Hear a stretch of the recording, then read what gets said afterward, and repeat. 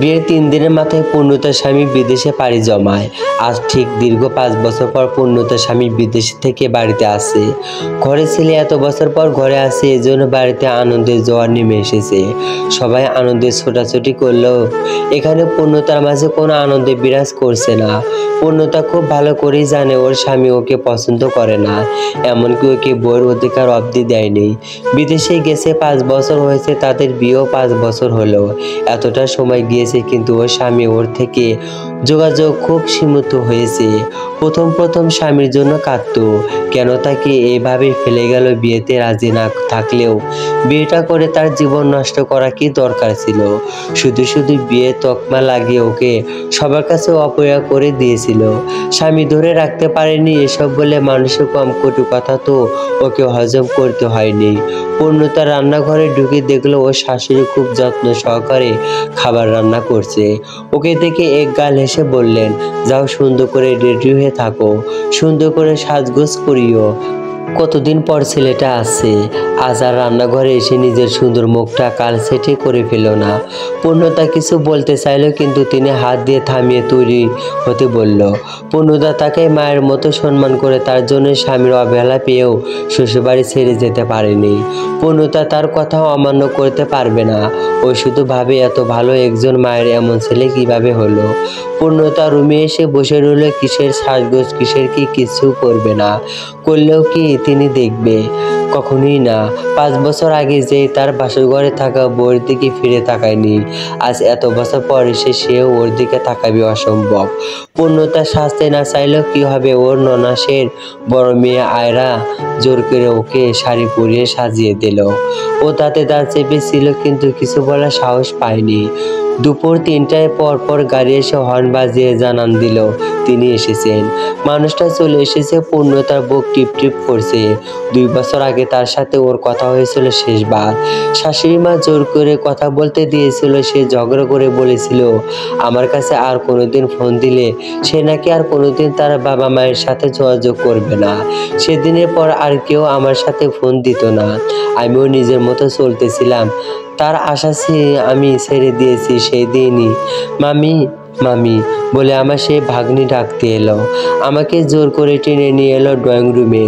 সোফায় বসে আছে আমার সেই 5 বছর আগে বিবাহিত করা স্বামী। 5 বছরে তার শরীরের গঠন অনেক পরিবর্তন হয়েছে। আগের থেকে স্বাস্থ্য হয়েছে, গায়ের রং যেন ফর্সা হয়েছে আরেকটু। তাকে দেখতে দেখতে পূর্ণতা পাশে তাকালো। একটা মেয়ে বসে আছে। কে এই মেয়েটি? ওনার সাথে এসেছে। পূর্ণতার শাশুড়ি পূর্ণতাকে টেনে ছেলের সামনে নিয়ে বলল, দিদার, ওকে চিনতে পারছিস? দিদান পূর্ণতার দিকে তাকিয়ে কিছু মনে করার চেষ্টা করে বলল, এটা কে মা? ও কি বড় আপু মেয়ে আয়রা? দিদারের কথা শুনে সবাই খিলখিলে হেসে উঠল। পূর্ণতা মনে মনে হাসছে। পূর্ণতার মনে হাসির সাথে বাস্তবেও হাসির রেশ পাওয়া গেল। আয়রা হাসি মুখে এগিয়ে এসে বলল, মামু, এই যে আমি তুমি মামিকে ভাগ্নি ভাবছো বলে হেসে দিল। দিদান কপাল কুঁচকে বলল, এটা আবার কোন মামি তোর? মামু কি বলছে বলো না, এটা আমার দিদান, আমার মামার বউ পূর্ণতা, আমি তোমার বউ। দিদান অবাক চোখে পূর্ণতার দিকে তাকালো। দিদানের পাশে বসা মেয়েটি অবাক চোখে তাকিয়ে আছে। দিদান ঢোক গিলে বলল, কি সব বলছো মা? মজা করছে কেন তোমরা? ও তো আমার চাহাতো বোন। বউ বলে মজা করা অভ্যাস আর তোমাদের গেল না। যাই হোক, পরিচয় করিয়ে দেই, এই হচ্ছে তোমার ছেলের বউ সুশি।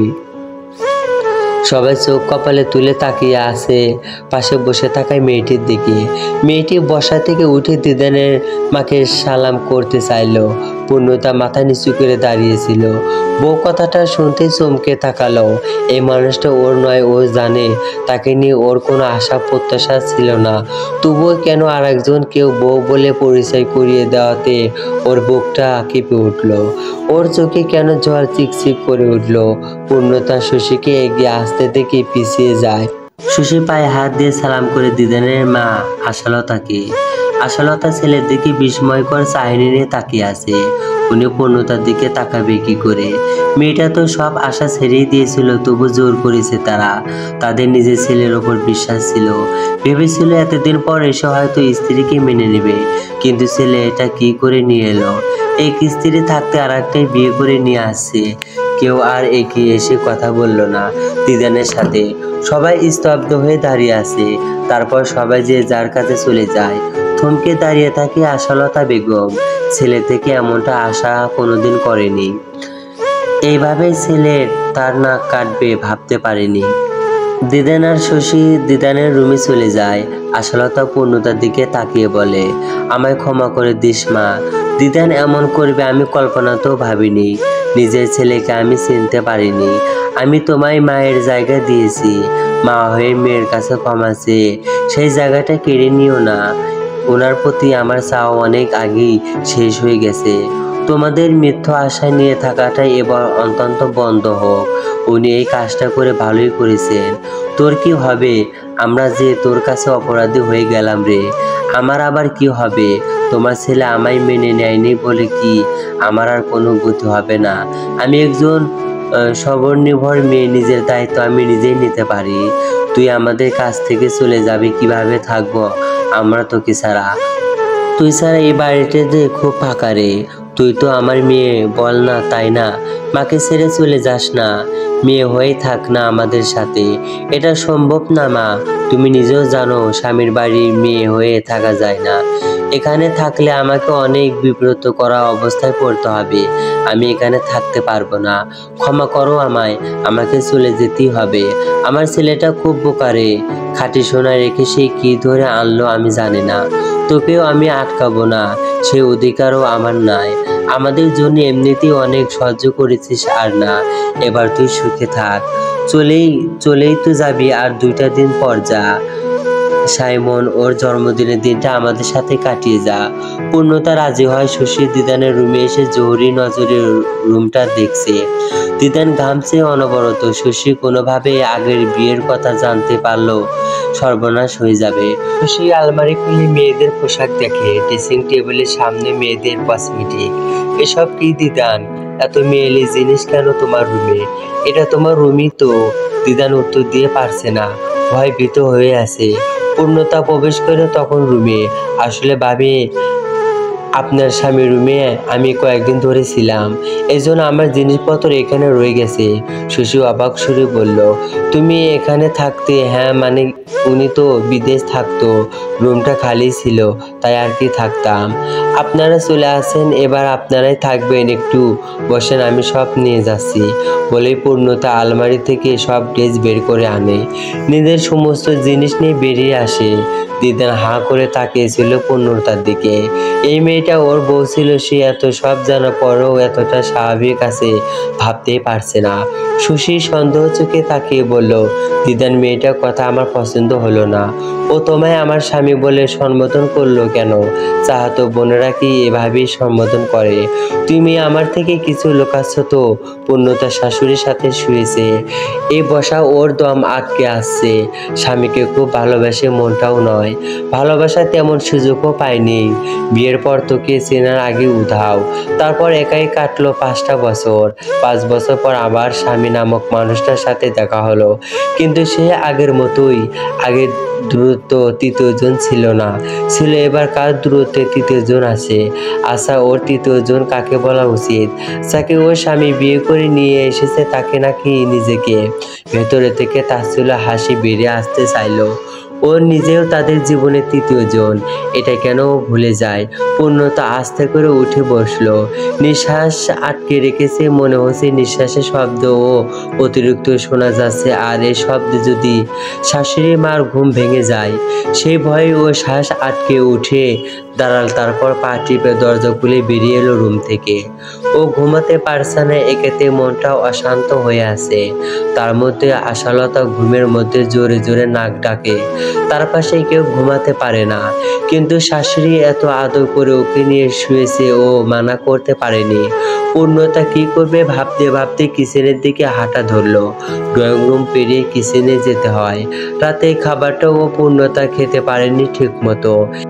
এখন কিছু খাবে ভাবলো, না খেয়ে কেন থাকবে ও? খুব বাজে কিছু কি ঘটেছে? কই না তো, ও কেন শোক পালন করবে? হাঁটতে হাঁটতে পূর্ণতার ড্রয়িং রুমে চলে আসলো। এসেই ওর চোখ ছানা বড় হয়ে গেল। ও থমকে দাঁড়িয়ে পড়লো, চোখ বড় বড় করে তাকিয়ে আছে সামনে। দিদান সোফায় শুয়ে আছে। রাতে হালকা শীত শীত করে দিদান ঘুমের মধ্যে জড়সড় হয়ে আছে। পূর্ণতা তন্ত্রবিদ্ধ হয়ে এগিয়ে এলো খুব সাবধানে, তারপর দিদানের দিকে ভালো করে তাকালো। কি ব্যাপার, উনি বউ ফেলে একা এখানে ঘুমাচ্ছে কেন? দুজন কি ঝগড়া করে আলাদা আলাদা ঘুমিয়েছে নাকি? কপাল কুঁচকে পূর্ণতা দিদানের দিকে তাকিয়ে আছে। ঘুমের মধ্যে মশার কামড় খেয়ে দিদান নড়ে উঠতে চমকে পূর্ণতা সোফায় পেছনে নিজেকে আড়াল করে লুকিয়ে বসে পড়ল। দিদান নড়াচড়া আবার ঘুমিয়ে গেছে। এইটুকু সোফায় লম্বা চওড়া মানুষটাকে ঘুমাতে ভালোই যুদ্ধ করতে হচ্ছে। দিদানের এই অবস্থা থেকে কেন জানে পূর্ণতা খুব বেশি মজা লাগলো। ও মুখ চেপে ধরে ড্রয়িং রুমে পেরিয়ে কিচেনে চলে এলো। কিচেনে এসে আর পূর্ণতা হাসি ধরে রাখতে পারলো না। ও খিলখিলে হাসতে ওর হাসি শব্দে গিয়ে ঘুমিয়ে থাকা দিদানের ঘুম ভেঙে গেছে। দিদান কপাল কুঁচকে হাসি শব্দ কোথা থেকে আছে খুঁজছে। ঘুম ঘুম চোখে উঠে বসলো দিদান। তারপর হাসির আওয়াজ অনুসরণ করে কিচেনের কাছে আসতে ও নিশ্চিত হয়ে গেল কেউ এখানে থেকে আসছে।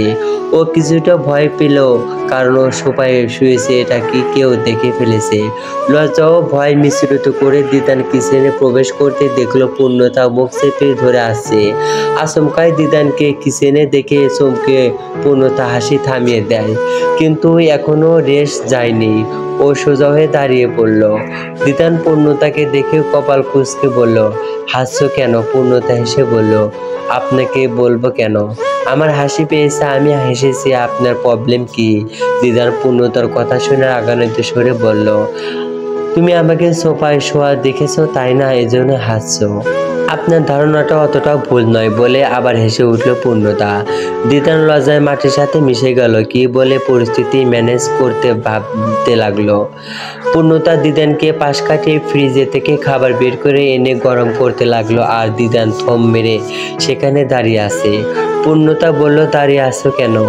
যান ঘুমান। দিদান বলল, আমাদের মধ্যে কিন্তু তোমাদের জন্য ঝগড়া হয়েছে, আমাকে তোমার জন্য বাইরে ঘুমাতে হয়েছে। পূর্ণতা কপাল কুঁচকে আশ্চর্য গলায় বলল, আমার জন্য কেন ঝগড়া হবে? আমি কি করলাম? দিদান বলল, তোমার সব কিছু আমার রুমে ছিল, তাই শশী সন্দেহ করেছে। তো এখানে আমার কি দোষ? বিয়ের পর থেকে তো আমি এখানেই থাকি। থেমে ফের বলল, আমি কি জানি এসেছে যে নতুন বউ নিয়ে আসবেন, পুরাতন বউকে রুম ত্যাগ করতে হবে। দিদান বলল, আমি তো জানতাম তুমি চলে গেছো। এত কিছুর পরও যে মাটি আঁকড়ে পড়ে থাকবে কে জানতো। দেখুন, আমি চলে যেতেই চেয়েছিলাম, কিন্তু আপনার আম্মা আমাকে যেতে দেয়নি। তার নাকি আপনার ওপর অনেক বিশ্বাস, আপনি নাকি ফিরে এসে আমাকে মেনে নেবেন। তার জন্য আমাকে পড়ে থাকতে হয়েছে। আর আপনি তো তখন ছিলেন, না থাকলেও হয়তো সব কিছু মীমাংসা করে আগেই চলে যেতে পারতাম। থাক, চিন্তা করবেন না, আমি আপনার ঘাড়ে চেপে বসবো না। আমাদের বিয়ের কথাটাও আপনার বউ জানতে পারবে না। আমি খুব শীঘ্রই চলে যাব, আর ডিভোর্স লেটার পাঠিয়ে দিবেন। একদমই কথাটা বলে পূর্ণতা থামলো। কথাগুলো বলে কেন জানে ওর অদ্ভুত রকমের শান্তি লাগতে শুরু করলো। বিয়ের 5 বছর 5টা কথাও স্বামীর সাথে কথা বলতে পারেনি, কিন্তু আজকে পেরেছে। কথাগুলো হয়তো প্রেমের নয়, কিন্তু প্রশান্তির। দিদান হাঁ করে পূর্ণতার কথা গিলল। ও ভাবেনি এত তাড়াতাড়ি পূর্ণতা ওকে ছাড়বে। ও ভাবছিল কিভাবে ওকে দিয়ে ডিভোর্স দেওয়াবে, কিন্তু এত সুন্দরভাবে পূর্ণতা রাজি হয়ে যাবে আর ওর পথ সহজ করে দিব কল্পনাও করেনি। কল্পনার বাইরে কিছু ঘটলে মানুষ চমকায়। দিদানও থমকালো। পূর্ণতা খাবার প্লেটে নিয়ে খাচ্ছে। পেছন থেকে কর্কশ কণ্ঠে কেউ একজন বলে উঠল, তোমরা এখানে কি করছো? শশীর কণ্ঠ সুর শুনতেই দিদান চমকে উঠল। লাফিয়ে পিছনে তাকাতে দেখলো শশীর আগে চোখে ওর দিকে তাকিয়ে আছে। পূর্ণতা খাবার উঁচু করে দেখিয়ে বলল, ভাবি খাচ্ছিলাম, তখন খেতে পারিনি, কিন্তু ঘুমের মধ্যে অনুভব করলাম না খেলে আমি ঘুমাতে পারবো না, তাই খেতে এসেছি। আমি আসলে এমনি খেতে সহ্য করতে পারি না। ছোট থেকে রাগ করলেও খাবার খেয়ে দিতাম। কখনো খাবার থেকে নিজেকে সরিয়ে রাগ অভিমান করতে পারি না। আর রাতে খাবার খাওয়া আগে থেকে অভ্যাস। মাঝরাতে উঠে ভূতের মতো খাবার খাই। দাঁত কেলিয়ে বলল পূর্ণতা। শশী পূর্ণতা রচনা কথা নয় গিলেও দিদানকে উদ্দেশ্য করে বলল, এই মেয়েটার সাথে তুমি কি করেছিলে দিদান? দিদান শশীর হাত ধরে বলল, বাইরে চলো বলছি, তুমি কি খালি ভুল জায়গায় এসে ভুল বুঝবে নাকি? হাত ছাড়ো। এত রাতে তুমি এই মেয়ের সাথে কি করছিলে স্পষ্টভাবে বলো। দিদান পূর্ণতার সামনে শশীর এমন ধমক খেয়ে লজ্জা লাল হয়ে উঠল। পূর্ণতা কাছে আর হা করে ড্রামা দেখছে যে এমন করে দুজনের দিকে তাকিয়ে আছে। আমি তো সোফায় ঘুমিয়েছিলাম, হঠাৎ কিচেনে থেকে আওয়াজ পাই আর নিজেরও পানির পিপাসা পায়, তাই এসেছিলাম। এসে দেখি ও খাচ্ছে। ও আমার বোন শশী, তুমি ভুল বুঝো কেন? শশী রাগী গলায় বলল, মায়ের পেটের বোন তো না, বোন বউ হতে কতক্ষণ? মাঝরাতে তুমি এই মেয়ের সাথে দাঁড়িয়ে কি এমন কথা বলেছিলে? বুঝি না আমি। আমাকে বোকা পেয়েছো দিদান শশীর হাত ধরে টেনে ওকে বাইরে নিয়ে এলো। দুজনে ঝগড়া দেখতে দেখতে খাচ্ছিল পূর্ণতা দুজনে চলে যেতেই আশপোস করে বলল, ইস কি সুন্দর নাটক দেখতে দেখতে যাচ্ছিলাম, আমার খাওয়া শেষ হওয়ার আগেই কেন চলে গেল? শশীকে দিদার রুমে এনে বলল, তোমার জন্য ওর সামনে আমাকে লজ্জায় পড়তে হয়েছে। আমি সোফায় ঘুমিয়েছি, ওটাও দেখে ফেলেছে। কথা ঘোরাবে না তুমি। এই মেয়ের সাথে কি কথা বলেছিলে? আচ্ছা তোমাদের মধ্যেও কোনো সম্পর্ক ছিল না তো? আজকে ওকে বউ বলে পরিচয় দিলে? আচ্ছা দুজনের বিয়ে ঠিক ছিল না তো? চাহাতো মামাতো ভাই বোনদের মধ্যে এসব হয়ে থাকে, আমি জানি। পাগল তুমি, আমি ওকে পছন্দ করলে তোমাকে কেন বিয়ে করতে চাই? আমি তোমাকে ভালোবাসি, বুঝো না কেন? রুমে থাকায় নিজে ঝামেলা না করলেও কি এসব হতো? শশীর আগে দুঃখে বলল, রুমেই থাকো, আমার কাছাকাছি আসার চেষ্টা করলে ফলাফল ভালো হবে না, মনে রেখো। বলে শশীর আগে বিছানায় শুয়ে পড়ল। আর দিদান চুপ করে দাঁড়িয়ে আছে, বেলকনিতে গিয়ে বসে রইল। পূর্ণতা খাওয়া দাওয়া শেষ করে এসে দেখলো দিদান নেই, কিন্তু তার বালিশ এখানেই পড়ে আছে। ও বালিশ হাতে নিয়ে হাঁটা ধরল। দিদানের রুমে নক করতে লাগলো। শশী উঠে দরজা খুললে বিরক্ত হয়ে এই বাসায় এত ঝামেলা কেন, অসহ্য হয়ে গেল একদিনে। এদিকে দিদানয় বেলকুনিতে থেকে এগিয়ে এসেছে, এখন আবার দরজা নক করে সে দেখতো। পূর্ণতা বালিশ এগিয়ে দিয়ে বলল, এটা ড্রয়িং রুমে ফেলে এসেছেন? সকালে উঠে এটা দেখলে তো সবাই কিনা কি ভাববে, তাই আমি দিতে এলাম। শশী একটানে বালিশ নিয়ে বলল, থ্যাংক ইউ বলে মুখের উপর দরজা আটকে দিল। পূর্ণতা শক্ত হয়ে বন্ধ দরজার সামনে দাঁড়িয়ে রইল। ভোর সকালেই বাসায় লঙ্কা কাণ্ড ঘটে গেল। ভোর সকালে শশী রাগ করে বাসা থেকে বেরিয়ে গেছে। রাগের সঠিক কারণ বাসার কেউ জানে না, শুধু দেখা গেছে শশী রেগে ব্যাগ নিয়ে চলে যাচ্ছে আর তাকে থামানোর বৃথা চেষ্টা করে যাচ্ছে দিদান। পূর্ণতা সহ সবাই তাদের কাণ্ড কারখানা দেখছিল। আয়রা ফিসফিস করে পূর্ণতাকে বলে, মামি কি হলো ব্যাপারটা? পূর্ণতা বলল, তোমার নতুন মামি হয়তো তোমার মামার উপর রাগ করে বাসা থেকে চলে গেছে। এখন কি হবে, কি আর হবে, একটু পরই দেখবে তোমার মামা তাকে হাতে পায়ে ধরে বাসায় নিয়ে আসছে। তোমার কষ্ট লাগছে না এসব দেখে? পূর্ণতা আয়রার দিকে সরাসরি তাকিয়ে বলল, কষ্ট লাগবে কেন? তোমার হাজবেন্ড তোমাকে রেখে আরেকজনকে আহ্লাদ করছে, তা দেখে কি খারাপ লাগছে না? অবাক স্বরে বলল আয়রা, না উল্টো তাদের আধিক্যতা দেখে মজা পাচ্ছি। তোমার মামার প্রেমে আমি দেওয়ানা না, তার কিছুতেই আমার কিছুই যায় আসে না। আয়রা আর কিছু বলল না। আশলতা বিড়বিড় করে বলছেন, ভালো হয়েছে আপদ নিজে থেকে বিদায় হয়েছে। পূর্ণতা আশলতা এর দিকে তাকিয়ে বলল, মা বাড়ির বউকে আপন বলছো? তুমি কি এখন দরজার শাশুড়ি হবার ট্রেনিং নিচ্ছ? তাই নিতে হবে। আশলতা কথা শুনে পূর্ণতা খিলখিলিয়ে হেসে উঠল। দিদান শশীর পিছু এসে বলল, তুমি কিছু এখন বেশি করছো শশী, তুমি রাতে আমাকে টাচ করলে কেন? বলেছিলাম না বিয়ের আগে এসব করবে না। একটা চুমুই তো খেয়েছি, এত রাগ করছো কেন? এখন আমি এখানে থাকলে তুমি আর অনেক কিছু করতে চাইবে। বিয়েটা এখনো হয়নি, মাথায় রেখো। আর তোমার মাকে নিয়ে আমাদের বাসায় আসবে প্রস্তাব নিয়ে। বিয়ের পরই আর এই বাসায় আসবো। কি বলছো? আমরা চলো কাজী অফিসে গিয়ে বিয়ে করে আসি। ওসব করতে গেলে বাসায় জেনে যাবে বিয়ে না করেই মিথ্যা বলেছি, তখন কি হবে ভাবো। মায়ের চোখে আর ছোট হতে চাই না, আমি কোনো রাস্তার মেয়ে না দিদান। তুমি আমাকে একটু বিশ্বাস করো না শশী? এতদিন ধরে বিয়ে নিয়ে ঘ্যান ঘ্যান করেছি, তুমি শোনোনি।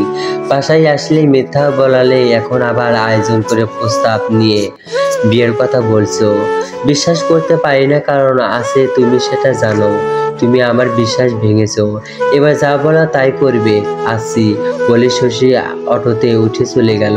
দিদান অটোর দিকে তাকিয়ে থ মেরে দাঁড়িয়ে আছে। পূর্ণতা দেখলো দিদান একাই বাসায় আসছে। ওর কপাল কুঁচকে এলো। ও ধীরে পায়ে দিদানের দিকে এগিয়ে এলো। আপনার বউ কই? দিদান পূর্ণতার দিকে তাকালো। পূর্ণতার চোখে মুখে তাচ্ছিল্য ফুটে উঠেছে। খুব লজ্জা পেল দিদান। পরিস্থিতি সামলাতে মাকে ডেকে বলল, মা শশী ওর মাকে দেখতে গেছে।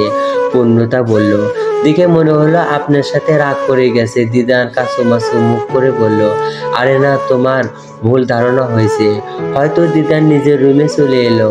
শশীর ওপর প্রচন্ড রাগ হচ্ছে, এভাবে ওকে নিয়ে খেলছে, যখন যা মন চাচ্ছে তাই করছে। কেমন বিপদে ফেলেছে ও চলে গেল। এখন আবার আয়োজন করে সম্বোধন নিয়ে বিয়ে করতে হবে। সবকিছু কি খেলা পেয়েছেন?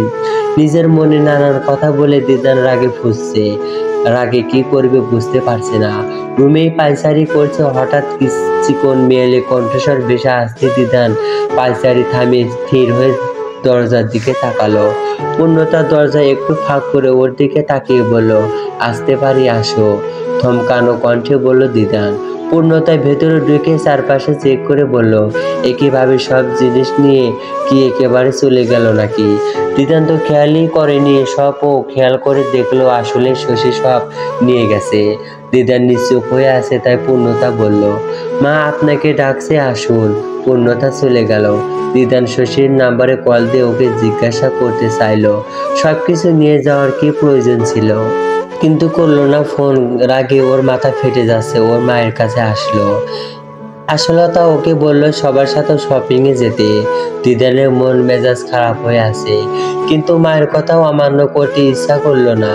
বাসায় আসার পর যখন থেকে জানতে পারে শশী ওর বউ, তখন থেকে বাসায় কেউ তেমন কথা বলছে না ওর সাথে।